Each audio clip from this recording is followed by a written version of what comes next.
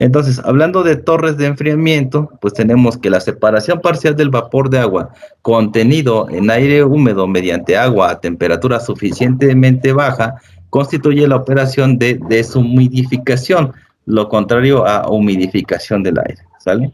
Entonces, por otra parte, la incorporación de vapor de agua a un aire de humedad reducida mediante agua a temperatura suficientemente elevada no constituye la operación de separación inversa, pero sí el fundamento de dos importantes operaciones básicas, que es la humidificación del aire, caso que pasa en la torre de enfriamiento, y el enfriamiento de agua. Ese es el trabajo que hace la torre de enfriamiento, humidificar el aire y enfriar el agua, que juntamente con la operación de deshumidificación del aire se engloban bajo el nombre común de operaciones de interacción aire-agua. Pues este sistema es un sistema aire-agua, la torre de enfriamiento. Para el diseño de los aparatos o instalaciones donde se tenga que llevar a cabo estas operaciones, se requiere, entre otros, el conocimiento de los datos termodinámicos y de equilibrio de las mezclas aire-vapor de agua, que se encamina a la determinación de las propiedades de las mezclas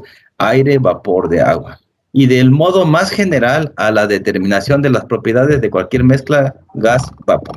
¿Sale? A eso vamos directamente. Entonces, ¿cuáles son estas operaciones adiabáticas? Bueno, ¿por qué adiabáticas? Bueno, hay presencia de humedad y intercambio de aire y agua. ¿Sale? Tenemos estas operaciones, son enfriamiento de un líquido.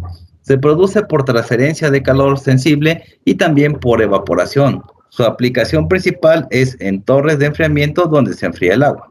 Tenemos también enfriamiento de un gas caliente. Al proporcionar un contacto directo entre el gas caliente y el líquido, se efectúa el enfriamiento del gas, ¿sí? Se evita el ensuciamiento de los intercambiadores de calor. Sin embargo, esto se usa solo cuando los vapores que salen del líquido no son objetables, ¿sale? Para el caso de la humidificación de un gas, para controlar la humedad del aire, esto es lo más deseable y se usa para preparar el aire para el proceso de secado, que vamos a ver en la parte de procesos de separación. Para el caso de la deshumidificación de un gas, por contacto directo con un líquido frío, los vapores se condensan y se eliminan.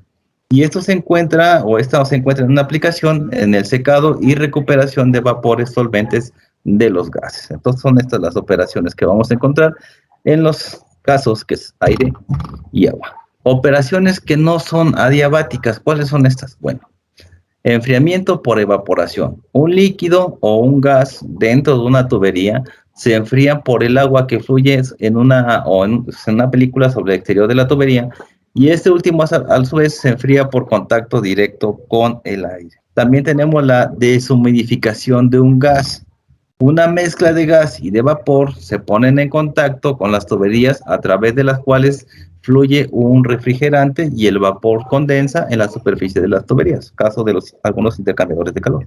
Entonces, la operación unitaria de mayor importancia en las industrias es enfriar el agua, o se hacen las torres de enfriamiento de los intercambiadores de calor, los condensadores y similares por contacto directo con el aire para su próxima reutilización, ¿sí? Como el calor latente de la vaporización es tan grande, incluso una pequeña cantidad de vaporización producirá un efecto de enfriamiento muy grande, ¿sale?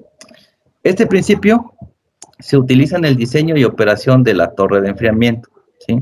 Estos generalmente se llevan a cabo en algún tipo de torre compacta y generalmente adoptan un flujo a contracorriente de gas y líquido, lo que mencionaba sobre todo. Siempre van a estar estas torres en contracorriente. Lo que es enfriamiento, lo que es destilación, absorción y desorción, todas van a estar en contracorriente, ¿sale? Entonces, se muestra la disposición esquemática con varias corrientes y sus propiedades. Vamos a ver. Aquí tenemos más o menos cómo está trabajando una torre de enfriamiento. Entonces, por la parte de arriba, entra un líquido, va pasando hasta la parte de abajo y sale un líquido. Por la parte de abajo entra el gas, va haciendo la operación aquí en contrarreflujo, va produciendo los intercambios y simplemente aquí tenemos una salida del gas. Entonces dice, considera una sección diferencial de altura de Z desde el fondo de la torre en donde el cambio de la humedad del aire es de Y, la derivada de la humedad. Ok. La cantidad de la humedad de transferencia al aire va a ser igual a Gs por la derivada de Y. Bien. Haciendo balance de entalpía para la corriente de agua y aire, establecemos lo siguiente o obtenemos lo siguiente. Tenemos que el calor ganado por el gas es igual al calor perdido por el líquido. Eso es lo que va a suceder en el caso de las torres de enfriamiento, ¿sí? Entonces, el calor ganado por el gas va a ser igual al calor perdido por el líquido. ¿Quién está perdiendo calor? El líquido. ¿Quién se está enfriando? El líquido. Simple. Entonces, esto se expresa de esta manera. Gs por la derivada de la entalpía del gas. Esto es igual al líquido por la derivada de la entalpía del líquido. Aquí está. Eso es lo que estamos diciendo. Calor ganado por el gas, esta expresión. Calor perdido por el líquido, esta expresión que tenemos acá. Entonces tenemos que la derivada de la entalpía del gas va a ser igual al calor por la derivada de la temperatura del gas más el calor latente por la derivada de la humedad. También tenemos que para el caso de la derivada del líquido va a ser igual al calor del líquido por la derivada de la temperatura del líquido.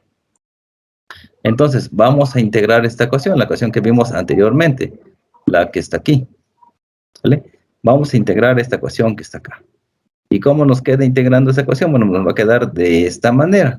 Voy a integrar, como esta es una constante, sale para afuera, voy a integrar sobre las derivadas, ¿sí? Esa también es una constante y queda por la parte de afuera. Y voy a integrar desde el punto 1 hasta el punto 2 de la entalpía y desde el punto 1 hasta el punto 2 de la entalpía del líquido.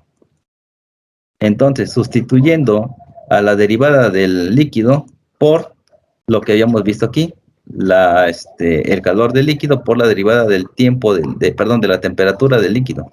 Entonces vamos a establecer lo siguiente. Gs por la integral desde el punto 1 hasta el punto 2 por la derivada de la entalpía. Aquí vamos a tener el líquido por el calor, estas dos son constantes. Vamos a tener la integral desde el punto 1 hasta el punto 2 en la temperatura por la derivada de la temperatura del líquido. Ahí está. Entonces vamos a tener esta expresión. Y esta expresión me va a servir para determinar la pendiente. Entonces tenemos que G por H en la entalpía en el punto 2 menos la entalpía en el punto 1 va a ser igual al líquido por el calor multiplicado por la temperatura en el punto 2 menos la temperatura en el punto 1. ¿Sale? Entonces la velocidad de transferencia de calor por unidad de área de sección transversal del lecho para el lado del líquido de la segunda ecuación es esto. ¿Sale? Aquí tenemos la expresión. Y entonces teníamos la expresión que acabamos de ver, ¿no? Aquí en esta parte. Tenemos que la entalpía del líquido por A, esto tiene que ver con el empaque. Depende mucho del tipo de empaque que vamos a ver. Por delta Z va a ser multiplicado por la temperatura del líquido menos la temperatura que estemos trabajando al final. Esto va a ser igual a L por el calor por la derivada de la temperatura en L. ¿Sale? Y ahora tenemos esta expresión para el líquido y tenemos esta expresión para el gas. En este caso sería el aire. Tenemos esta de aquí y esta de acá. Ojo con estas dos ecuaciones que tenemos aquí. Entonces, el flujo de masa desde el lado del gas es el siguiente, ¿sí? Tenemos que KA por delta Z, por la derivada de Z, por la humedad final menos la humedad del gas. Esto va a ser igual a la corriente mágica del gas por la derivada de la humedad. Entonces sabemos que el sistema aire-agua, el número de Lewis es la unidad, es decir, H entre la densidad por el Cp por Kc, y Kc, recuerden, esto lo vimos en transferencia de masa, es igual a H por el calor por el Ky, ¿sale? Entonces, Hg va a ser igual a Ky por el calor. ¿Sale? Sustituyendo este valor en esta expresión, despejándose ese de la ecuación anterior, vamos a tener la siguiente expresión. KA por del dz por la humedad final menos la humedad del gas es igual a esto que tenemos acá. Entonces, como tenemos el calor latente, vamos a hacer lo siguiente. Vamos a tener ahora esta expresión y date cuenta que estamos agregando ahora aquí el calor latente, ¿sí? Si lo agrego aquí, lo tengo que agregar también aquí para no afectar en nada la ecuación. Y tenemos entonces ya esta expresión que tenemos acá. Todo esto tiene que ver con una serie de balances y ajustes que se vio en fenómenos de transporte 2. Lo que importa aquí, voy a pasar un poquito rápido esto de acá, a llegar a las ecuaciones que realmente voy a utilizar para calcular la altura de mi torre. ¿Sí? Pues aquí tenemos. Entonces, para coeficientes individuales, recuerden que hay coeficientes globales y coeficientes individuales. Entonces, para el caso de los coeficientes individuales, vamos a tener que Z va a ser igual al flujo másico del gas entre este KY por A. A tiene que ver con el tipo de empaque que estemos trabajando, ¿sale? Y vamos a integrar esta parte de aquí, desde el punto 1 hasta el punto 2, la derivada de la entalpía entre la entalpía final menos la entalpía del gas, o la entalpía en las condiciones de interfase. Mucho cuidado con esto. Entonces, Z es la altura de la torre. Esto se le conoce como la altura del elemento de transmisión, y a esta parte que tengo aquí se le conoce como el número de elementos de transmisión. Por lo tanto, la altura va a ser igual a la altura del elemento por el número de elementos de transmisión. Ojo aquí, uso KY minúscula cuando hablo de coeficientes individuales. Y ahí tenemos la altura del elemento y el número de elementos de transmisión. Es esto mismo que está acá, ¿sale? Una forma de representarla es esta y la otra es esta de aquí. Al final, HG es esta parte de aquí y NG es esta parte de aquí. Solo con coeficientes individuales. Vamos a ver qué pasa cuando tenemos coeficientes globales, que es lo que más comúnmente se aplica. Aquí está. Es lo mismo, solamente que ahora es de una forma más general. Ya no estoy yendo directamente a cálculos específicos, sino que lo estoy viendo de una manera global. Entonces, cuando vemos de manera global la altura, pues va a ser la altura del elemento de transmisión de manera global y el número de elementos de transmisión de manera global. Nótese ahora que yo tengo, en lugar de Y's, esto de acá, tengo H's, ¿sí? Esta es la entalpía en la interfase y esta es la entalpía en el punto determinado. ¿Cómo se resolvía esto? Pues por métodos numéricos que expliqué en el curso de fenómenos de transporte. Entonces, la altura total de las unidades de transferencia del gas, pues tenemos esta parte de aquí. Entonces, esta es esta que está aquí y esta es esta que está acá. Entonces, esta prácticamente sería la ecuación más usada en nuestros cálculos. Nótese algo muy importante. Hace un rato te dije que aquí era K minúscula, pero una cosa es K mayúscula y otra cosa es K minúscula. Hay ecuaciones que correlacionan a estas dos variables con las cuales podríamos hacer el cálculo. En el caso de los coeficientes globales es K mayúscula Y por A, y A tiene que ver con el empaque. Ahorita les muestro lo de los empaques. Bueno, aquí tenemos la transferencia de calor. Miren, aquí también se pueden hacer cálculos con respecto al líquido. Hace un rato se hicieron cálculos con respecto al gas. También puedo sacar la altura de la torre con respecto al líquido. Y si no mal recuerdan, en el curso de fenómenos les enseñé a calcular tanto para el lado de gases como para el lado de los líquidos. Y en teoría tenía que darme la misma altura tanto calculando para los líquidos como calculando para los gases. Y esta ecuación era muy importante al momento que yo decidía mi famoso KY que les enseñé a calcular en fenómenos. Pero bueno, aquí está, en el caso de que usáramos líquidos y no gases, esta sería la ecuación.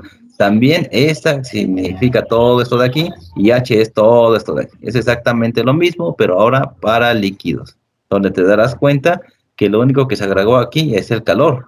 Tenemos el calor entre H asterisco menos HG. HG media lo manejamos así, pero ya saben que esto me lleva a otra ecuación más. Entonces, ¿cómo resolvemos los ejercicios? Bueno, primeramente tenemos que construir la curva de equilibrio. ¿De dónde saco los datos? Yo tengo que tener datos de entalpía y de temperatura para mezclas aire y agua. La recomendación para este curso es usar el apéndice A3 del libro O con Tojo y tomar todos los datos de temperatura y todos los datos de entalpía. Aún así, si ustedes quieren calcular, la ecuación mostrada anteriormente pues me ayuda a determinar la entalpía en diferentes puntos con diferentes temperaturas. El paso número 2 es dibujar la línea de operación. Ya saben que la línea de operación para el caso de torre de enfriamiento está por debajo de la curva de equilibrio. ¿Sale? Calor perdido por el líquido y calor ganado por el gas. Esa es la expresión. Esta es la ecuación general. Si yo despejo esta de aquí, pasa para acá, dividiendo, y esta pasa para acá, sí, esta pasa dividiendo y esta también pasa para acá dividiendo. Y tenemos que LCL entre G es la pendiente de esta línea de operación. Entonces, a lo mejor con un transportador sería más que suficiente marcar el ángulo y trazar la línea con un arreglo. Sería fácil. Así se podría hacer también. Y mira, despejando lo que te decía, LCL entre G, esta es la pendiente de la recta de operación, ¿sale? Pues este que estaba multiplicando pasó para acá dividiendo y tengo esta expresión, y de esta manera yo puedo calcular esta pendiente. Entonces, el requerimiento mínimo de flujo de aire se obtiene dibujando una tangente a la curva de temperatura-entalpía desde el punto TL1, HG1, es el primer punto en la gráfica, de ahí para arriba, ¿sale? Desde ahí se empieza a trazar. El paso número 3 dice, determine las condiciones interfaciales usando la siguiente ecuación. Esta ecuación que está aquí. Esto solamente cuando tenemos el valor de HL y de KY. Ahí podría yo trazar estas líneas. Estas líneas son, una vez que tengo yo mi curva de equilibrio que está aquí, acuérdense que tenemos mi curva de equilibrio, aquí estaba, pum. Y luego yo tenía mi recta de operación que iba desde el TL1H1 hasta el TL2H2. Ahí está. Aquí tenía mi eje X y Y, ¿sale?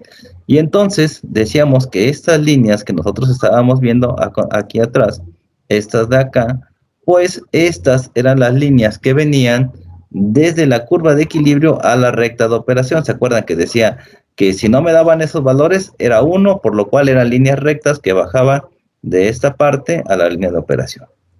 De ahí, desde este punto hasta este punto, líneas rectas. Ustedes imagínense que son rectas, ¿no? En el caso de que tuviera un valor como el que tengo ahí, entonces cambiaría la pendiente de estas rectas y podrían venir incluso de esta manera. Entonces, mucho cuidado cuando nosotros calculamos esos datos, ¿sí? Ya no vendrían rectas, sino vendrían de lado, así, de esta manera. Y entonces el número de elementos de transmisión, pues va a cambiar un poco por esta circunstancia. Si no me dieron ningún valor de estos, entonces de lógica, las líneas van a bajar de manera recta sin ningún problema, ¿vale? Entonces, dibujando las líneas con una pendiente menos HL entre KY, desde la línea de operación hasta la curva de equilibrio, lo que les acabo de mostrar. Y tenemos esta expresión. Luego, paso número 4. Encuentre las propiedades interfaciales o las propiedades de equilibrio según sea el caso y determine esta expresión, ya sea esta o esta. Y esto de aquí era aplicar el método numérico. Por lo general, Simpson 1/3 o 3/8. Después me dice determinar gráficamente, pues, lo que es el número de elementos de transmisión. ¿Existen otras ecuaciones para calcular el número de elementos? Sí, existen otras. Y hay otras que pueden descomponer esta en dos integrales y puedes resolverla de esa manera también. O puedes hacerlo gráficamente, como lo estuvimos mostrando en el curso. Entonces, yo te recomiendo el método gráfico, pero si quieres meter otras, hay otras. Tú vete a lo contojo, busca la parte de que es torres empacadas, que es absorción. En el tema de absorción te vas ahí, no me recuerdo qué página, tú bajas hasta abajo y hay una parte donde vienen un montón de ecuaciones para el número de elementos de transmisión. Entonces vienen varias ecuaciones de las cuales tú podrías hacer uso si no lo quieres hacer gráficamente. Yo te invito a que lo hagas gráficamente, pero hazlo al final como a ti se te haga más fácil, para individuales y para globales. Y finalmente, pues encontrar la altura de la torre, diciendo que Z es igual a la altura del elemento por el número de elementos de transmisión. Y listo, con eso tendré yo la altura de la torre, ¿sí? Para individual y para global. Entonces, se debe agregar agua dulce en el sistema de recirculación de agua para reemplazar las pérdidas por arrastre, pérdidas por evaporación y purga. Por eso que usamos agua dulce, no agua salada. Las pérdidas por viento se pueden estimar en porcentaje de la velocidad de circulación para torres de tiro inducida, ¿sale? Si el agua de reposición también contiene sales disueltas, se descarta una pequeña cantidad de agua para mantener la concentración de sal en un nivel específico. Recuerden que estas sales se pueden incrustar en los materiales y tapar algunas partes de la torre. Entonces, ¿cómo leemos una carta psicométrica? Hablamos de la carta psicométrica. Yo ya se las había enseñado a leer en el curso anterior, pero si no se acuerdan, bueno, de la siguiente manera. Aquí tenemos una carta psicométrica y tenemos un montón de rayas, un montón de líneas. Aquí tenemos la humedad saturada, humedad de saturación, tenemos el volumen, que les decía yo que se podía calcular con la carta, son estas líneas que vienen acá, y bueno, muchos temas más, tenemos entalpía y muchas cosas más. Entonces, ¿cómo empezamos a leer nosotros una carta psicométrica? Bueno, de la siguiente manera. Si yo quiero conocer la temperatura de rocío, voy a irme sobre las líneas horizontales, o sea, voy a tener aquí estas horizontales hasta acá, y voy a tomar el valor que está aquí sobre la curva de saturación, la que está aquí. Pum. Entonces, por ejemplo, aquí tendría 5 grados, aquí tendría 10, 15, 16, 17 grados, y así nos vamos. 16, 17, 18, 19, 20, 21, 22, 23, 24, 25. aquí tendría 25.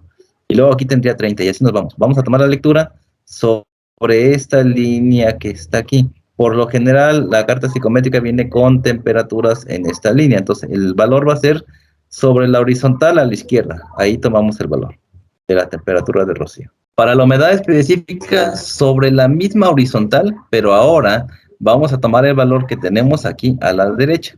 Esos valorcitos que tenemos aquí, aquí, aquí, aquí y aquí.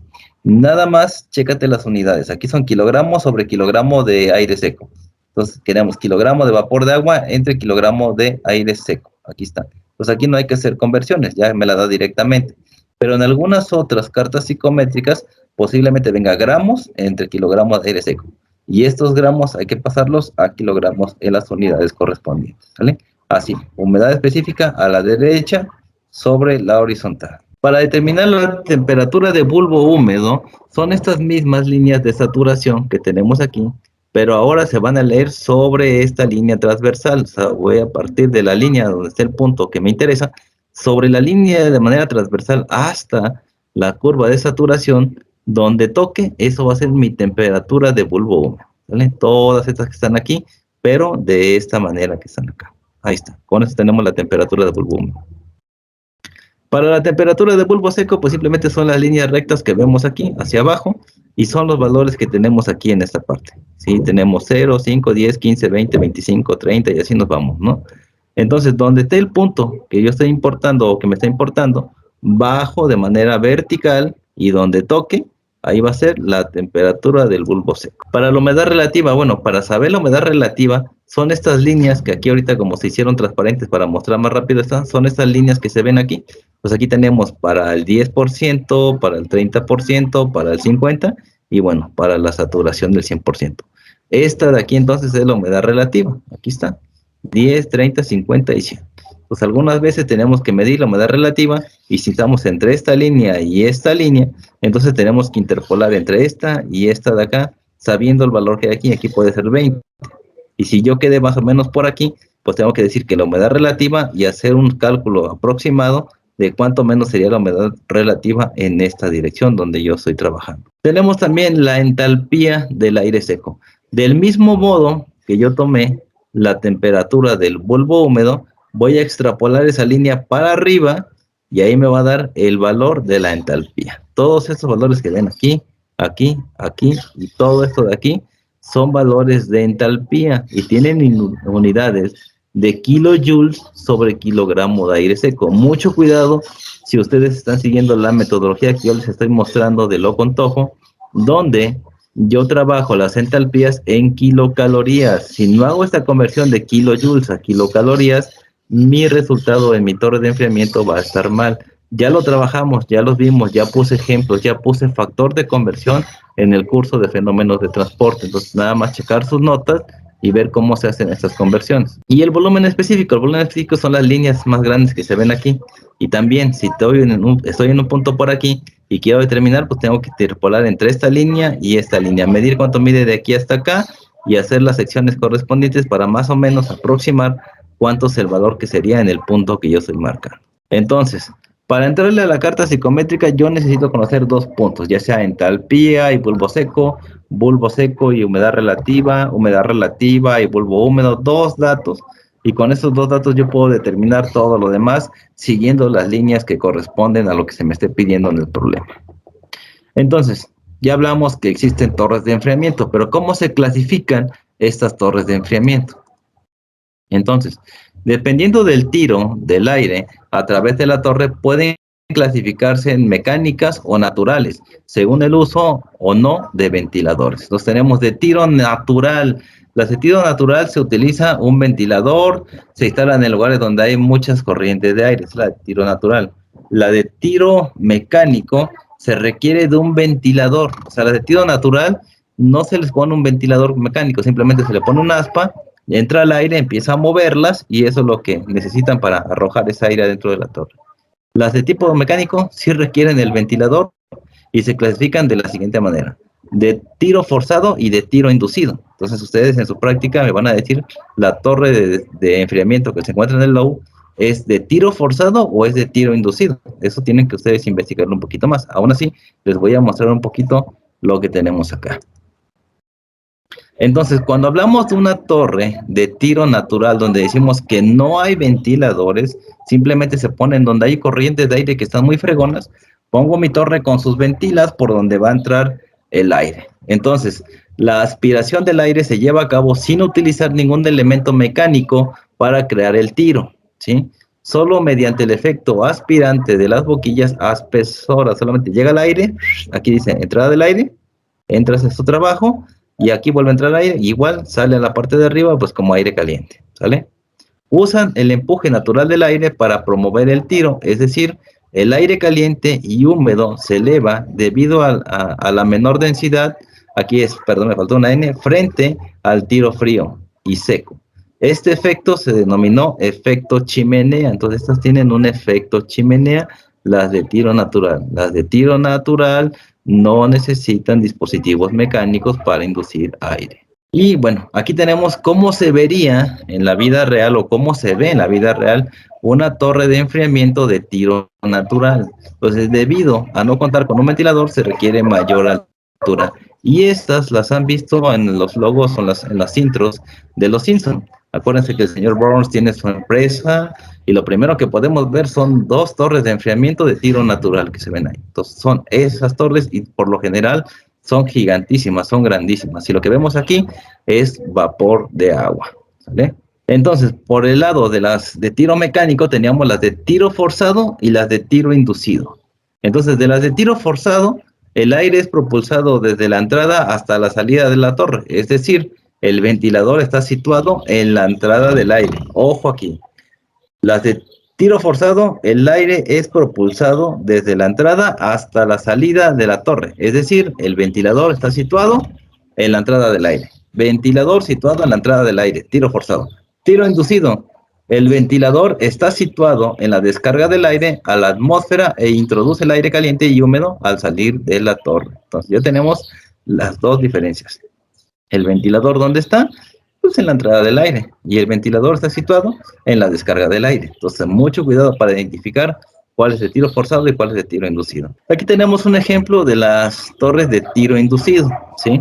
Entonces, aquí tenemos una imagen, una representación gráfica de tiro inducido. Sabemos que entra aire de estos dos lados y bueno, hace todo el proceso que ya vimos, ¿sale? ¿Cómo está por dentro? Ah, ¿qué unió el ventilador?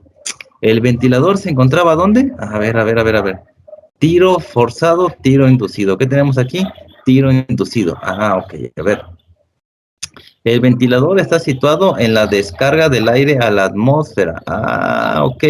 ¿Dónde está el ventilador? Mire, aquí está el ventilador. Aquí lo vemos. Ah, entonces por eso esta es una torre de tiro inducido. Ok, bien. Entonces la de tiro forzado, pues decía que tenía el ventilador ¿dónde? En la parte de abajo. Regresamos y no me acuerdo. El ventilador está situado en la entrada del aire. O sea, el ventilador está situado ahora en la entrada del aire. Aquí está el ventilador. Entonces tenemos tiro forzado. Tenemos esta representación. A condiciones específicas, GB2 es igual a G1 por RT entre la presión. A condiciones de la columna, bueno, es esto que está aquí. Y para tiro inducido, todo esto que tenemos acá. Entonces, tenemos para tiro forzado y para tiro inducido las siguientes ecuaciones. Ya está. Entonces, hay otras variables al momento del cálculo que a lo mejor no lo alcanzamos a ver bien a detalle con ustedes en el curso de fenómenos, algo que se llama acercamiento. ¿Y qué cosa es el acercamiento? Es importante conocerlo. Entonces, el acercamiento se define matemáticamente como acercamiento es igual a TL1 menos TLW. Entonces, ¿qué cosa es TL1 y qué es TLW? Ya lo sabíamos, ¿no? TL1 es esta que está aquí, la temperatura en el primer punto. Y TW va a ser justo donde esta sobre la horizontal llega aquí y toca la curva de equilibrio. Eso es TW. Esta es TW y esta es TL1. Y entonces si yo quiero saber cuánto es el acercamiento que hay de este punto a la línea de equilibrio, pues simplemente hago la temperatura 1 menos el TW, que es la T que se pega aquí en la curva de equilibrio. Pues vamos para acá, por ejemplo, aquí estaba como por el 20. Vamos por acá, toca y más o menos está entre 11, 12, más o menos por acá. Entonces tendría 20 menos 12, el resultado. Este sería el acercamiento que tenemos entre la curva de equilibrio y la línea de operación. ¿Eh? Ahí está. Ahí está TW, listo. Y ahí está TL1. Entonces yo creo que más claro ni el agua, ¿no? Ese es el acercamiento que hay. Y bueno, va a depender mucho de otras cosas, ¿no? Recuerden de ese cálculo, ¿no? A veces hacíamos una primera acercamiento cuando no teníamos todos los valores y luego el primer cálculo quedaba más o menos así. Y teníamos aquí una limitante que era mi temperatura de entrada del agua. No podía yo pasarme de esa, entonces yo trazaba una línea desde el primer punto hasta acá, luego hacía unos ajustes, calculaba la nueva pendiente y ajustaba mi línea. Ahí está. Entonces aquí tenemos el acercamiento. Entonces hablamos también de los coeficientes de transferencia de masa y energía. Entonces tenemos que la resistencia total a la transferencia de materia, RT, es igual a RG más RL, la resistencia del gas y la resistencia del líquido. Mira, RG es la resistencia que pone el gas y RL es igual a la resistencia que pone el líquido. Por lo tanto, la resistencia total a la transferencia de materia está expresada como RT es igual a RG más RL. Y bueno, esto lo vamos a ver de esta manera, ¿se acuerdan? Fenómenos de transporte. Yo les decía, hay ecuaciones que correlacionan esta mayúscula con esta minúscula y esta es la ecuación que la relaciona a esta de aquí. Lo importante y lo complicado es calcular esta otra de aquí, pero pues, hay ecuaciones empíricas con las cuales podemos determinar esto, ¿sale? Donde M es la pendiente, por ejemplo, en este caso sería LCL entre G, eso es la pendiente, listo. Ya está.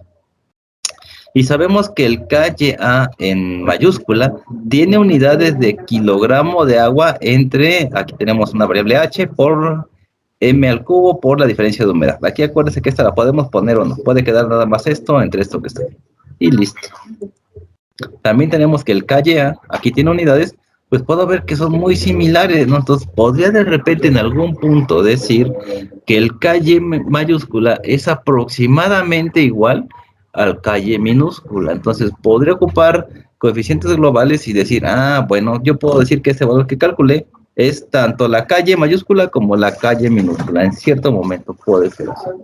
Y sobre todo cuando hablamos de mezclas aire-agua. HGA tiene unidades de kilocalorías, no recuerdo ahorita esta unidad, se me fue el nombre, pero bueno, por metros cúbicos por grado Celsius, ¿sale? Y bueno, para el caso de líquido, también la enthalpía del líquido, ahí está. Entonces, cuando hablamos de enfriamiento, pues esta MLS va a ser igual a esta parte de aquí. ¿Qué te había dicho?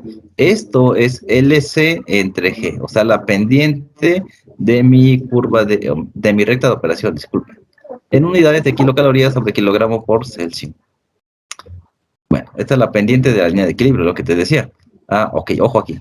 Esta es la pendiente de la línea de equilibrio, no de la línea de operación. Esta de aquí, esta ecuación, es la pendiente de la línea de equilibrio. Uy, y hay que sacarle la pendiente a esta ecuación. ¿Cómo lo hacemos? Bueno, eso ya es cosa de ustedes. Aquí tenemos TL1 y aquí tenemos HG1. Eso lo hacíamos cuando determinábamos el número de elementos de transmisión. Acuérdense que cuando tocamos la curva de equilibrio siempre vamos a colocar los asteriscos, ahí está, HG1. Ahora, ¿cómo determino HG2? Pues bueno, de la siguiente manera. TL2 y aquí donde toca va a ser HG2. Ahí está, ahí la saco. Fácil, ¿no? Se veía bien complicado sacar la pendiente de la línea de equilibrio y se saca de esta manera. Simple. Así es como calculamos esta parte de aquí. Entonces, si la resistencia del gas es el 100%, entonces 1 entre calle A, K mayúscula, es igual a 1 entre calle A más MLS, la pendiente de la línea de equilibrio, entre HLA. Y entonces, como si la resistencia al gas es el 100%, esto de aquí va a ser 0. Entonces hay que estar muy, muy atentos de saber si la resistencia de mi gas es 100%. Entonces yo puedo asumir que la resistencia al gas es el 100%. Y entonces eso es 0. Y entonces aquí estoy demostrando que el calle A minúscula es igual al calle A mayúscula. Así de simple. Y me quito el problema de los coeficientes y todo lo demás. Y la calle la vas a calcular como yo te enseñé a calcularla. Ahorita te muestro cómo te enseñé. Mira, calle A es igual a calle A, mayúscula y minúscula. Esa para acá pasa dividiendo y esta se cancela. Por lo tanto, calle mayúscula con calle minúscula van a ser exactamente iguales si la resistencia al gas es el 100%. Sí, y también tendremos que HL, en este caso, pues va a ser infinita para este caso. Solo en este caso. Y si es infinita, líneas igual a 1. Vientos. Y bueno, aquí tenemos para los sistemas aire-agua otras correlaciones más. Esta de aquí sería igual a 1. ¿Cuánto vale el CPH? El CP de, bueno, CPH en este caso, vale 0.227, ¿sí? Y esto es igual a 1. Por lo tanto, yo puedo pasar este que está dividiendo acá multiplicando y decir que esta es igual a esta que está aquí, ¿sí? Y yo puedo correlacionar más, todavía más ecuaciones. La resistencia total es igual a esto de acá, por lo tanto 1 entre calle A es igual. Aquí están en colores para que vean que esto es esto de aquí. Esto de aquí es esto de acá y la resistencia del líquido es esta que tenemos acá. Entonces, el porcentaje de la resistencia va a ser igual del gas a RG entre R total por 100, o sea, 1 entre calle A entre 1 entre calle A mayúscula por 100, y esto va a ser igual a calle A entre calle A y por 100. Entonces, si decimos que estos son iguales, pues prácticamente sería el 100%, como dijimos, el 100% de la resistencia del gas. Y entonces aquí viene la parte linda, ¿no? Dices, para los coeficientes individuales, para calcular el calle siempre y cuando se trate de estructuras aleatorias, que yo metí piedras, que yo metí canicas, que yo metí cachos de vidrio a mi torre, entonces voy a usar esta ecuación. Si usé lo que te estoy diciendo, piedras, hojas, cristales, rompí unas botellas y las eché tapitas de plástico, esta va a ser la ecuación con la que vamos a calcular ese calle para ese caso, para esa torre. Sí, algunas veces en el laboratorio les llegan a poner tapitas de refresco adentro de la torre y entonces, ¿cómo calculamos el calle? Pues no sé, bueno, se calcula de esta manera, así sea antesoncle, sea lo que sea. Esta va a ser el cálculo para entender cuánto vale calle, ¿sale? Donde calle es el coeficiente de transferencia de materia con unidades que vemos acá. LH es el caudal mojado del agua, que va a ser LM entre S. Son las con dimensiones KG entre HM, ¿sale? Luego, aquí pueden ser hectómetros, no me acuerdo ahorita bien, luego les digo bien qué onda. Temperatura media del aire, TM, esta es la temperatura media del aire, y la temperatura media del aire se toma como la temperatura más la temperatura de la interfase en el punto 1, más la temperatura por la temperatura de la interfase del punto 2. ¿Cómo sé?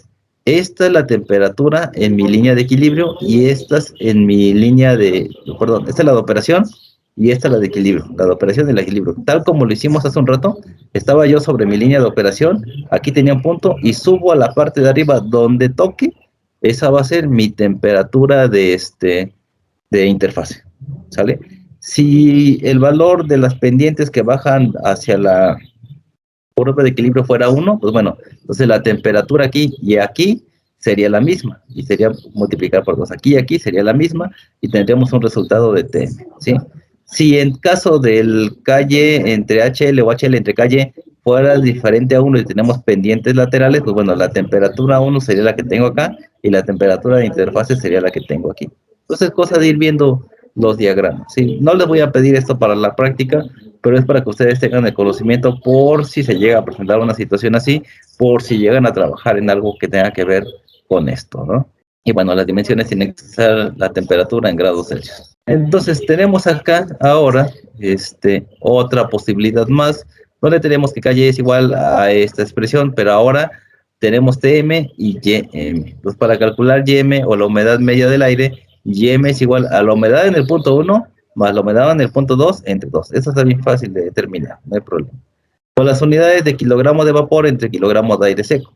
Y G es la velocidad máxima del aire en unidades de kilogramos por esta unidad que tenemos acá. Para el caso, para conocer el HG, es esta ecuación que tenemos acá. Y bueno, este es el coeficiente individual de transmisión de calor, ¿sale? Entonces, con las dimensiones de kilocalorías. Aquí posiblemente me equivoqué de variable, es HC. Ahí ustedes corrijan, ¿sale? SM, pues va a ser el calor húmedo medio. Ahorita vemos todo esto que estamos viendo, ¿sale? SM va a ser igual a S1 más S2, y bueno, son los calores que hay en el punto 1 y en el punto 2 divididos entre 2, ¿sale? Con las unidades de kilocalorías sobre kilogramo por Celsius. Ahí me equivoqué en algunas variables, la voy a corregir, se los mando corregido más adelante, ¿sabe? Para el caso de HL, pues tenemos que HL es el coeficiente de transferencia de calor de líquido. Los intervalos de las variables para la aplicación de las anteriores ecuaciones fueron las siguientes. Y aquí tenemos las condiciones para determinar pues cada una de estas. Siempre tiene que estar entre este rango para poder usar esta de aquí. Y esta de aquí tiene que estar entre este rango, esta entre este rango y esta entre este rango que tenemos acá. Entonces tenemos otra más, calcular el KYA ya de manera directa, pero cuando son estructuras aleatorias, no cuando tenemos una estructura definida. Y en ese caso vamos a tener esta expresión que tenemos acá, ¿sí? KA es el coeficiente volumétrico individual de transferencia de materia. Esa es la sección de la columna. Y bueno, aquí tenemos ya esta expresión para calcular el KA de manera directa. Obviamente ya vimos cómo calcular esta y cómo calcular esta que está aquí. En este caso, el HGA es igual a esta expresión, donde HGA es el coeficiente individual volumétrico de transmisión de calor en la fase gaseosa. El HLA, bueno, esta expresión, coeficiente individual volumétrico de transmisión de calor en la fase líquida. Aquí está otra ecuación. Igual los intervalos que deben de cumplirse. Y bueno, eso sería todo de la parte introductoria sobre la torre de enfriamiento.